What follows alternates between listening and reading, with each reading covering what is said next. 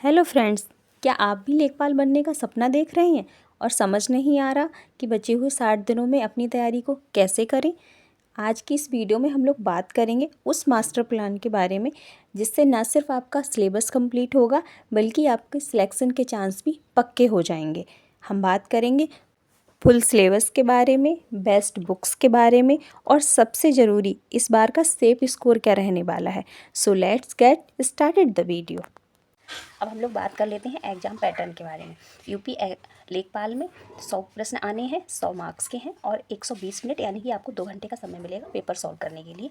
इसमें negative marking भी है जो कि 1/4 की है, मतलब कि अगर आपने 4 प्रश्न गलत किए तो आपके एक सही उत्तर का जो आपने दिया है उसका नंबर काट लिया जाएगा। अब हम सीधे चलते हैं, सिलेबस डिस्कस करेंगे टॉपिक वाइज।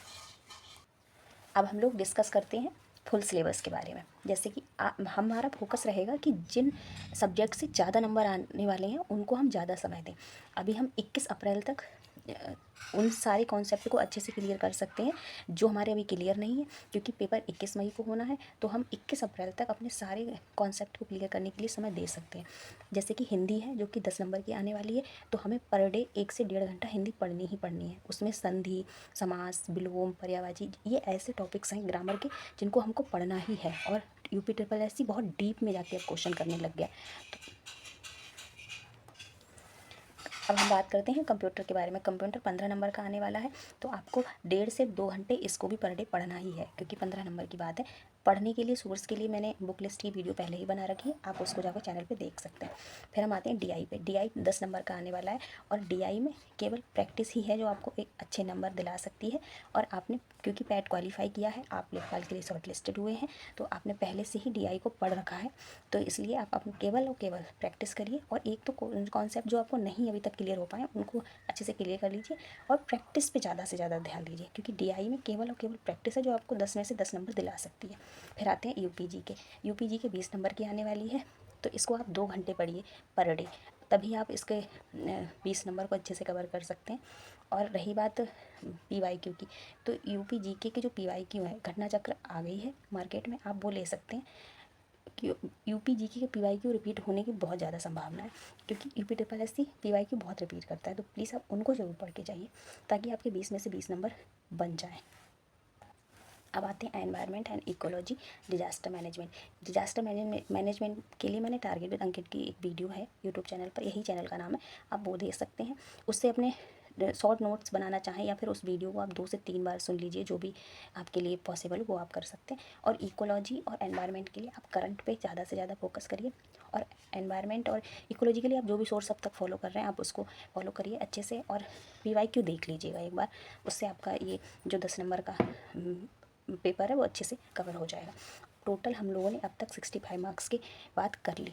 अब 65 मार्क्स हो गए, तो यानी 65 नंबर हमारे केवल केवल और केवल हिंदी, कंप्यूटर, डीआई, यूपीजी के और एनवायरनमेंट और डिजास्टर मैनेजमेंट से बन रहे हैं। तो इन सब्जेक्ट्स को हमें बहुत अच्छे से पढ़ना है ताकि हमारे 65 में से अच्छे नंबर हमारे लिए मिल सकें। अब आते हैं बाकी 35 नंबर की बात कर लेते हैं। हिस्ट्री के लिए हम मॉडर्न हिस्ट्री को ज़्यादा से ज़्यादा पढ़िए।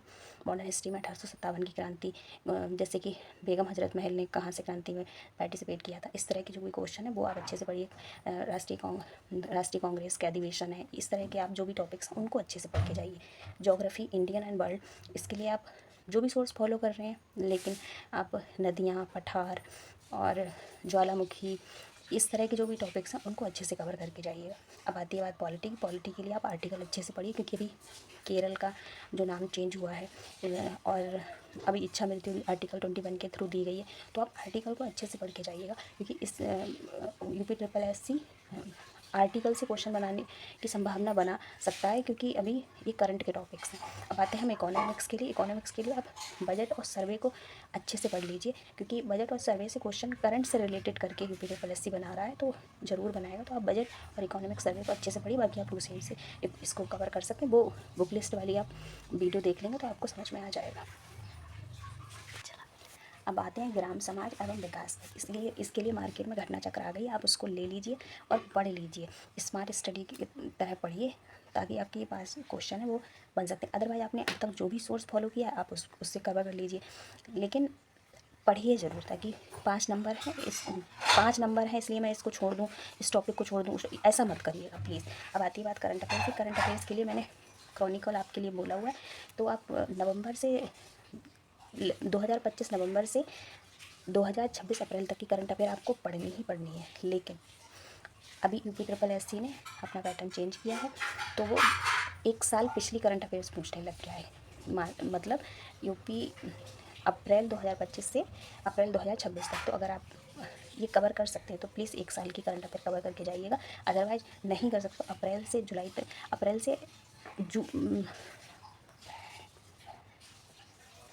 आप नवंबर से अप्रैल तक की करंट अफेयर तो ज़रूर कंप्लीट करके जाइएगा। अब आते हैं साइंस एंड टेक पे। साइंस के लिए आप विषाणु जनित रोग, जो कि बायोलॉजी के टॉपिक्स हैं, इस टाइप के जो भी क्वेश्चन आते हैं, आलू में कौन सा रोग किसकी वजह से लगता है, उस तरह के जो भी टॉपिक्स हैं उनको कवर करके जाइए। टेक्नोलॉजी के लिए आप करंट के मुद्दों पर फोकस करिए, जैसे कि करंट में किस मिशन को लॉन्च किया गया है, सुनीता विलियम्स अभी रिटायर हुई हैं और इंडिया आई हैं, तो वहाँ से क्या क्वेश्चन बन सकता है, आप उसको एक बार देख के आइए। कौन सी पनडुब्बी लॉन्च हुई है, इस तरह के क्वेश्चन जो हैं वो टेक्नोलॉजी के लिए आप देख के जा सकते हैं। अभी AI सबमिट हुआ है, उसको आप देख के जाइएगा। अब आते हैं हम लोग मॉक टेस्ट के ऊपर। मॉक टेस्ट कैसे लगाने हैं और अभी कितने, अभी आपके क्योंकि कॉन्सेप्ट कुछ कुछ क्लियर नहीं हुएगा, तो आप वीकली 1 टेस्ट लगाइए मॉक वाला। लेकिन केवल मॉक टेस्ट को लगाना नहीं है, उसको लगाना है, देन उसको बहुत अच्छे से एनालिसिस करना है कि हमारे किस टॉपिक्स में किस टॉपिक से बहुत क्वेश्चन गलत हो रहे हैं, किस टॉपिक्स में भी हम कमज़ोर हैं, वो सब वो अच्छे से एनालिसिस करिए, देन आगे की पढ़ाई करिए। अभी एक वीकली आपको मॉक टेस्ट लगाना ही चाहिए अभी से, भले आपके कॉन्सेप्ट क्लियर हैं या नहीं है, लेकिन आपको मॉक टेस्ट लगाना चाहिए। फिर और जिसने भी कोर्स परचेज कर रखा है उसके लिए मॉक टेस्ट वो लोग प्रोवाइड कराते होंगे, नहीं कर रखा है वो टारगेट विद रोजगार विद टारगेट अंकित करके जो वो ऐप है उनका, वो डाउनलोड कर लीजिए, वो संडे टू संडे फ्री में मॉक टेस्ट देते हैं। बात आती है रिवीजन की। रिवीजन आपने जितना पढ़ा है उसको जितना आप रिवाइज़ कर सकते हैं उतना रिवाइज़ करिए, क्योंकि बिना रिवीजन के आप नया नया पढ़ते जाएंगे तो ऐसा पढ़ना बर्थ इट नहीं होगा। बिना रिवीजन के पढ़ना अंधेरे में तीर चलाने के समान है, तो वो हमें नहीं करना है। मेरा कहने का मतलब बस इतना है कि सोर्स कम रखिए लेकिन मल्टीपल रिवीजन करिए। जितना आप रिवीजन कर लेंगे उतना ही आपके सिलेक्शन के चांस हाई हो जाएंगे।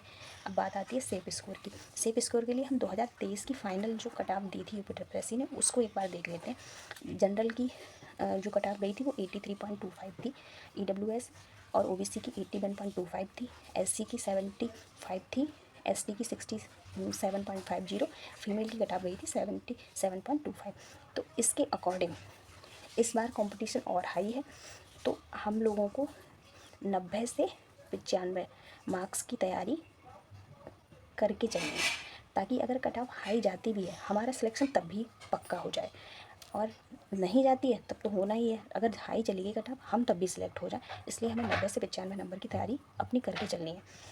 बाकी आपको डेली 7 से 8 घंटे की पढ़ाई करनी ही करनी है, ताकि आपको अपना सिलेक्शन सुनिश्चित करा सकें लेखपाल की परीक्षा में। वैसे तो फ्रेंड्स मैंने आपके सारे क्वेश्चंस के सारे सवालों के जवाब देने की कोशिश इस वीडियो में की है, फिर भी आपकी कोई क्वेरी रह जाती है तो आप प्लीज़ कमेंट बॉक्स में लिख दीजिएगा, मैं उसको नेक्स्ट वीडियो में सॉल्व करने की कोशिश करूँगी। Thank you for watching. मिलते हैं नेक्स्ट वीडियो में।